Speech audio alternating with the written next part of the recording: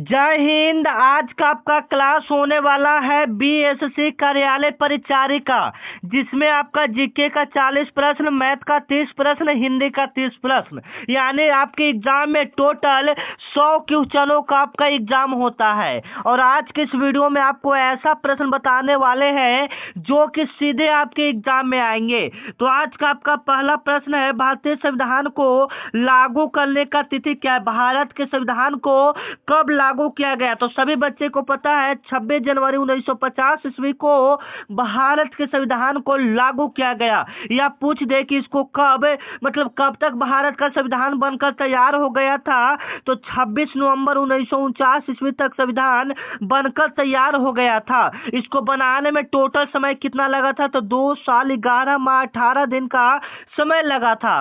Total खर्चा कितना आया था? तो 64 लाख का टोटल खर्चा आया था। इसका अध्यक्ष कौन थे? डॉक्टर राजेंद्र प्रसाद थे। संविधान से आपके एग्जाम में 2-3 प्रश्न बनता है, यह मेरा लिख कर ले लीजिए कि आपके संविधान से 3-4 प्रश्न आपके एग्जाम में आएगा। और यहाँ पर जो प्रश्न आपको बताए हैं वहां से 2 प्रश्न आपके एग्जाम में देखने को मिलेगा। मैं वादा करता हूं कि अगर आप इस वीडियो को पूरा देख लेते हो तो यहाँ से प्रश्न आपके एग्जाम में आएंगे। मान लीजिए कि 2 नंबर आपका सवाल है, पहला या दूसरा नंबर का प्रश्न आपके एग्जाम में देखने को मिलेगा। ठीक है, संविधान सभा के स्थायी अध्यक्ष कौन थे? तो सभी को पता होना चाहिए संविधान सभा के स्थायी अध्यक्ष डॉक्टर राजेंद्र प्रसाद। इसके 2 अध्यक्ष होते हैं, ठीक है ना, एक स्थायी अध्यक्ष होते हैं और एक आपका अस्थायी अध्यक्ष होते हैं। दोनों को यहाँ पर हम लोग क्लियर कर लेंगे। अगर इससे प्रश्न पूछता है तो आपको कोई भी क्लियर नहीं, मतलब आपको सब क्लियर हो जाना चाहिए, ठीक है ना। तो अस्थायी अध्यक्ष आपको डॉक्टर राजेंद्र प्रसाद हो जाएंगे, अस्थायी अध्यक्ष आपका सच्चिदानंद सिन्हा हो जाएंगे। मतलब संविधान से 2-3 प्रश्न आपके एग्जाम में देखने को मिलेगा, यह मेरा दावा है। और यह आपका सब्जेक्ट में दिया हुआ है कि संविधान से हम 2-3 प्रश्न आपके एग्जाम में पूछेंगे, तो आप इसको अच्छे से देख लीजिएगा, ठीक है ना। संविधान का जनक किनको कहा जाता है? सभी को पता है डॉक्टर भीमराव अंबेडकर को संविधान का जनक कहा जाता है। मतलब संविधान उन्होंने लिखा था, ठीक है ना। संविधान को कब लिखा गया था? तो 26 नवंबर 1949 ईस्वी तक उसको लिखकर तैयार कर दिया गया था। ठीक है, अच्छे से याद रखेंगे, ठीक है। यह आपके एग्जाम के लिए काफी इंपोर्टेंट है। संविधान का आत्मा किस अनुच्छेद को कहा जाता है? यह बार बार आपके एग्जाम में पूछा जाने वाला प्रश्न है कि संविधान का आत्मा किस अनुच्छेद को कहा जाता है? तो अनुच्छेद 32 को संविधान का आत्मा कहा जाता है, ठीक है ना। चलिए 3 नंबर आपका, वहीं 2 नंबर फिर से प्रश्न ऐड हो गया, ठीक है ना। 3 नंबर आपका प्रश्न है, बिहार राज्य का गठन किस वर्ष हुआ था? जो बिहार का एग्जाम हो रहा है, जो बीएससी का एग्जाम है, मतलब बिहार लेवल का यह एग्जाम होता है, तो बिहार से इसमें भी 2-3 प्रश्न आपके एग्जाम में देखने को मिलेगा। तो बिहार से जो भी प्रश्न आपको बताएंगे आप उससे अच्छे से देख लीजिएगा, वो आपके एग्जाम में आएगा। तो बिहार राज्य का गठन आपका हुआ था 22 मार्च 1912 ईस्वी को बिहार राज्य का गठन हुआ था। इसीलिए हम लोग 22 मार्च को, इसीलिए हम लोग 22 मार्च को क्या मनाते हैं? बिहार दिवस मनाते हैं। बिहार का जो पटना राजधानी है उसका स्थापना कब हुआ था? तो 1912 ईस्वी में बिहार का जो राजधानी पटना है उसका स्थापना हुआ था। पटना उच्च न्यायालय का स्थापना कब हुआ था? 1916 ईस्वी में हुआ था। पटना गोल घर कब बना था? 1786 ईस्वी में पटना गोल घर बना था, ठीक है ना। यहाँ पर आरबीआई बैंक का स्थापना 1935 ईस्वी में हुआ था। रिजर्व बैंक ऑफ इंडिया का स्थापना 1947 ईस्वी में आपका भारत देश आजाद हुआ था, ठीक है ना। आपको क्लास कैसा लग रहा है एक बार कमेंट में जरूर लिखिएगा। खराब लग रहा है खराब लिखिए, अच्छा लग रहा है अच्छा लिखिए, ठीक है, क्योंकि आपका एक कमेंट बहुत ही मोटिवेट करता है। भारतीय संविधान का हृदय और आत्मा किसे कहा जाता है? मैं अभी आपको तो बताया कि एक प्रश्न संविधान से आपके एग्जाम में, एक नहीं 3-4 प्रश्न आपके संविधान से एक प्रश्न रहेगा आपके एग्जाम में, ठीक है ना। तो भारतीय संविधान का हृदय और आत्मा किसको कहा जाता है? अनुच्छेद 32 को कहा जाता है। यह प्रश्न आपके एग्जाम में पूछा जा सकता है, यह प्रश्न आपके एग्जाम में देखा जा सकता है, ठीक है ना। मान लीजिए कि और इससे पूछ दे कि मतलब मान लीजिए कि अपने पसंदीदा औरत से शादी करने का अधिकार किस अनुच्छेद में है? तो अनुच्छेद आपका 21 में। अनुच्छेद कितना में है? 21 में। अनुच्छेद 21 के तहत अपने पसंदीदा औरत से आप शादी कर सकते हैं। और संविधान का आत्मा और हृदय का आत्मा किसको? अनुच्छेद 32 को कहा जाता है। ये आपके एग्जाम के लिए काफी इंपोर्टेंट सवाल है, तो आप इसको VV या स्टार क्वेश्चन मान लीजिएगा, ये आपके एग्जाम में आएगा। उससे पहले अगर आप मेरे व्हाट्सएप ग्रुप में जुड़ना चाहते हैं तो यह मेरा व्हाट्सएप नंबर है फिलहाल इसका भी आप लोग स्क्रीनशॉट लेकर रखेंगे। जब क्लास समाप्त हो जाए तो आप इस नंबर पर मैसेज करके हाय लिखकर मैसेज कर दीजिएगा, आपके पास लिंक जाएगा, लिंक पर क्लिक कीजिएगा, आप व्हाट्सएप ग्रुप में जुड़ जाइएगा। ठीक है, अगर कोई जानकारी लेना हो तो आप इस पर कॉल भी कर सकते हैं। ठीक है ना, फिलहाल आप इसका स्क्रीनशॉट ले लीजिएगा। ठीक है ना, क्लास सबसे पहले जरूरी है, मैसेज कीजिए या ना कीजिए, क्लास पहले आपके लिए जरूरी है।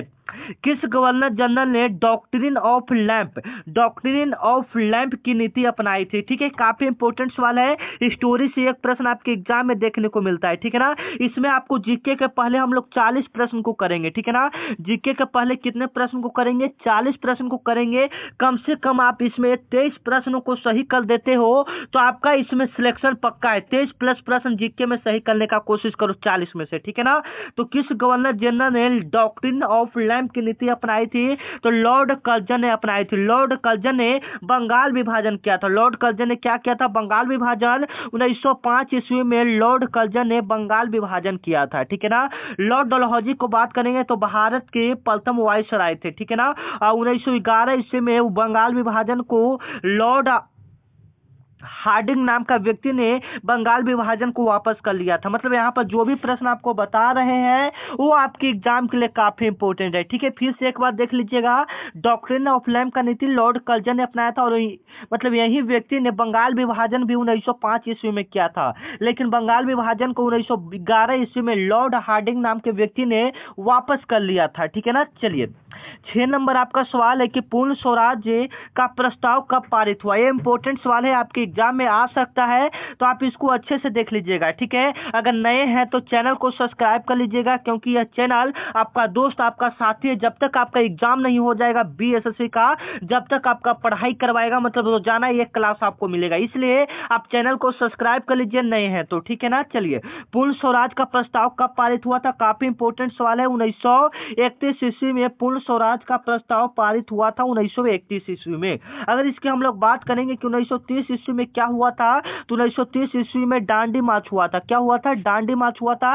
अगर पूरी डेट की बात करेंगे तो 12 मार्च 1930 ईस्वी को। ठीक है ना, चलिए क्लास आपको कैसा लग रहा है एक बार कमेंट में जरूर लिखिएगा, ताकि आपका एक कमेंट काफी मोटिवेट करे। भारत में योजना आयोग का गठन कब हुआ था? भारत में योजना आयोग का गठन कब हुआ था? काफी इंपॉर्टेंट सवाल है, तो आंसर याद रखिएगा 15 मार्च 1950 ईस्वी को भारत में योजना आयोग का गठन हुआ था। भारत में योजना आयोग का गठन 15 मार्च 1950 ईस्वी को हुआ था। ठीक है, अगर यहाँ पर हम लोग बात करें कि मान लीजिए कि योजना आयोग का नाम बदलकर फिलहाल नीति आयोग कर दिया गया। क्या कर दिया गया है? नीति आयोग कर दिया गया है। ठीक है ना, नीति आयोग कर दिया गया है। ठीक है, आप इसको याद रखेंगे, जो कि 2015 ईस्वी में किया गया था। ठीक है ना, चलिए 8 नंबर आपका सवाल है कि नंदन वन मिशन किस राज्य से संबंधित है? ठीक है, ऐसे काफी इंपॉर्टेंट है कि नंदन वन मिशन किस राज्य से संबंधित है। ऐसा प्रश्न कभी आपके एग्जाम में देखने को मिलेगा, जिसको मतलब आपने कभी नहीं ये प्रश्न को आप कभी नहीं देखे होंगे। ठीक है ना, तो नंदन वन किस राज्य में स्थित है? तो उत्तर प्रदेश में। ठीक है ना, सी ऑप्शन आपका यहाँ पर क्या हो जाएगा? बिल्कुल करेक्ट हो जाएगा। ठीक है ना, और कितना प्रश्न आप सही कर पाते हो कमेंट में जरूर जवाब देंगे। भारत छोड़ो आंदोलन कब शुरू हुआ था? अगर आपको पता है तो आप इसका जवाब कमेंट में दे सकते हैं। तो सभी बच्चे को पता होना चाहिए 9 अगस्त 1942 ईस्वी को आपका भारत छोड़ो आंदोलन शुरू हुआ था, जिसमें मतलब यह आंदोलन किसने किया था? तो यह आंदोलन आपका महात्मा गांधी जी ने किया था। किसने किया था? यह आंदोलन आपका महात्मा गांधी जी ने किया था। इसी आंदोलन में गांधी जी ने करो या मरो का नारा दिए थे। इसी आंदोलन में गांधी जी ने करो या मरो का नारा दिए थे। यह आपके एग्जाम के लिए काफी इंपॉर्टेंट है। जो भी प्रश्न आपको बता रहे हैं आप उसको अच्छे से देख लीजिए, अच्छे से रट लीजिए, और जो भी प्रश्न आपको आ रहे हैं आप उसका जवाब कमेंट में देते जाएंगे। ठीक है ना, मान लीजिए कि 1930 तो आपको बार बार बता रहे कि डांडी मार्च हुआ था। 1935 ईस्वी में क्या हुआ था? आरबीआई बैंक का स्थापना हुआ था। ठीक है, 10 नंबर आपका सवाल है कि भारत छोड़ो आंदोलन कब शुरू हुआ था? भारत छोड़ो आंदोलन कब शुरू हुआ था? तो सभी बच्चे देखिए यही दोबारा क्वेश्चन रिपीट हो गया, तो आप इसका जवाब कमेंट में दे सकते हैं। बिहार का सबसे बड़ा जिला, एक मिनट, बिहार का सबसे बड़ा जिला एरिया के हिसाब से क्षेत्रफल के अनुसार कौन सा है? क्षेत्रफल के हिसाब से कौन सा हो हो जाएगा, सभी को पता होना चाहिए क्षेत्रफल के हिसाब से आपका पश्चिमी चंपारण है। जो बी वाला ऑप्शन आप लोग देख रहे हैं, ए वाला बिल्कुल करेक्ट हो जाएगा। अगर हम लोग यहाँ पर जनसंख्या पॉपुलेशन के हिसाब से बात करते तो पॉपुलेशन के हिसाब से आपका पटना हो जाता। क्या हो जाता? पटना हो जाता। आप इसको करेक्ट याद रखेंगे, ठीक है ना।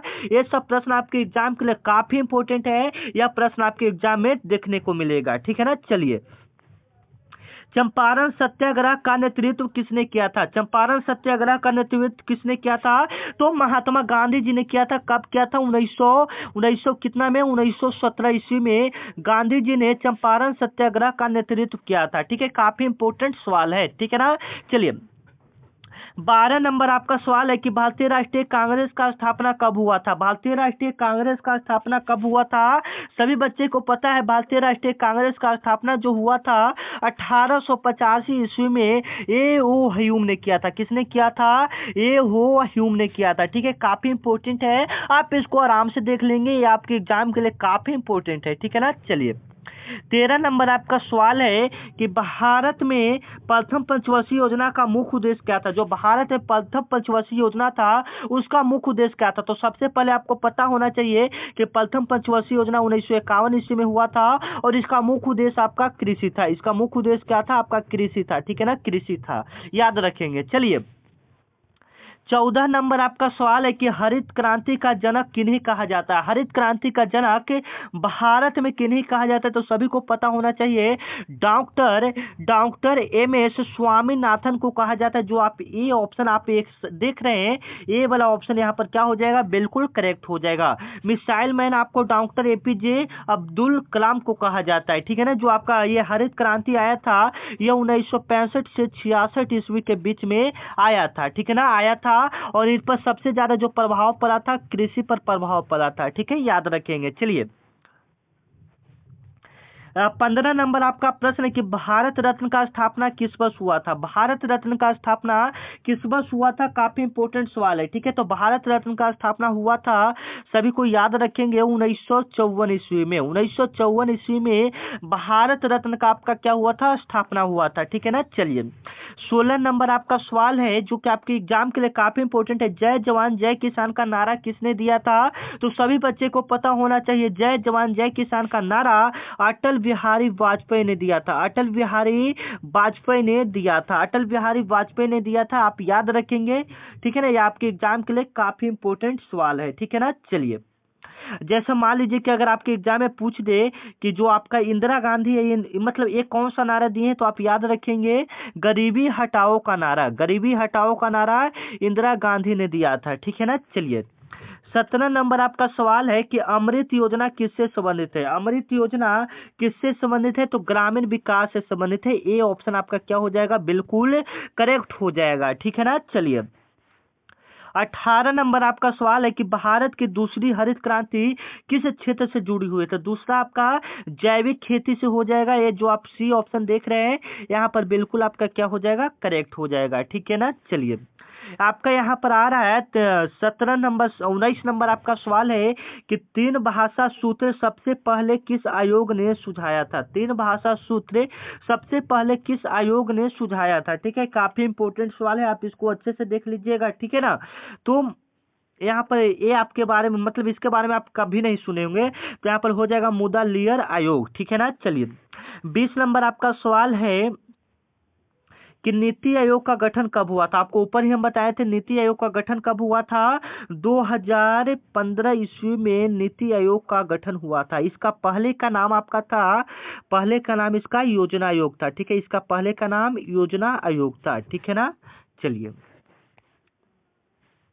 मेक इन इंडिया कार्यक्रम किस वर्ष शुरुआत हुआ था? मेक इन इंडिया कार्यक्रम किस वर्ष शुरू हुआ था?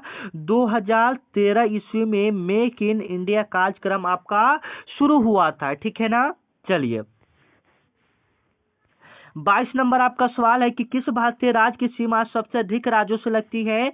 तो उत्तर प्रदेश से लगती है, मतलब आपको पता होना चाहिए, ठीक है ना। चलिए,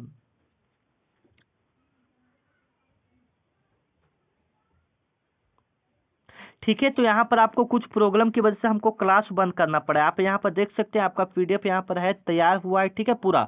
तो मिलते हैं नेक्स्ट वीडियो में। अगर आपको कोई और क्लास की पूरी क्लास चाहिए या इसके बारे में कुछ जानकारी चाहिए या मैथ का क्लास चाहिए तो आप प्लीज रिक्वेस्ट है कमेंट कर दीजिएगा। जाते जाते इतना मेहनत के लिए आप लोग एक बार लाइक और कमेंट और जाते जाते अपने दोस्तों के पास शेयर कर दीजिएगा। मिलते हैं नेक्स्ट वीडियो में, तब तक के लिए जय हिंद। अगर आप इसका पीडीएफ लेना चाहते हैं या ग्रुप में जुड़ना चाहते हैं तो आपको नंबर दे दिया गया है, आप इस नंबर पर मैसेज कर सकते हैं, ठीक है ना। यहाँ पर कुछ खराबी तकनीकी के कारण आपका 15 मिनट का ही आज क्लास हो पाएगा, उसके लिए हम क्षमा चाहते हैं, उसके लिए आपसे माफी मांगते हैं, ठीक है ना। मिलते हैं नेक्स्ट वीडियो में, तब तक के लिए जय हिंद, जय।